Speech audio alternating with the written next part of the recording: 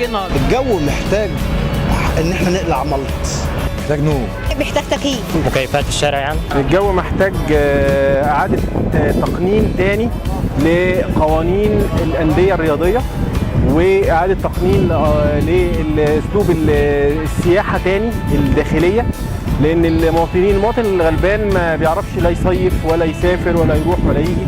أنت بتقول كلام كبير، كويس، كلام كبير قوي يصعب على أمثالي فهمه.